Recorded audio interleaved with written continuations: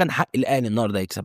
بس تعال النهارده بقى ايه يعني لمكاسب الاهلي او للحاجات اللي الاهلي المفروض ان هو حط ايده عليها بعيدا عن الثلاثه بونت، لان كده كده الثلاثه بونت بتوع الاسماعيلي دول 3 بونت كانوا مضمونين، والدنيا معاه يعني كانت المفروض تبقى كويسه. الراجل خد 3 بونت، قدر ان هو يصعد في فتره من فترات الماتش، كان تاني الدوري فوق بيراميدز لحد ما بيراميدز جاب جون في الدقيقه 77 وناصر ماهر قدر يكسب بيراميدز بجونين في انبي، فبيراميدز قدر يكسب 2-1. فالاهلي حافظ على مكانه ومركزه بماتش سهل قدر يكسبه قبل ما هيلاعب الجونه الماتش الجاي. وبيراميدز المفروض ان هو عنده ماتش اصعب الماتش الجاي في الدوري، المفروض ان بيراميدز عنده سيراميكا، وده يمكن يعني دافع كويس للاهلي ان انت الماتش الجاي الاول والثاني اللي موجودين على الدوري المفروض ان هم هيخبطوا في بعض، فواحد فيهم ممكن يقع وانت بالتالي تقدر ان انت تصعد من الجونه. فانت كنت لازم ان انت تجرب اكبر عدد ممكن من اللعيبه، وقد كان. يعني انا شفت الاهلي النهارده انت مدي لحسين الشحات، مديله الراجل ان هو يلعب، وبالتالي حسين الشحات اداك اداء 10 على 10، والراجل قدر ان هو في الجون الاول يشارك فيه،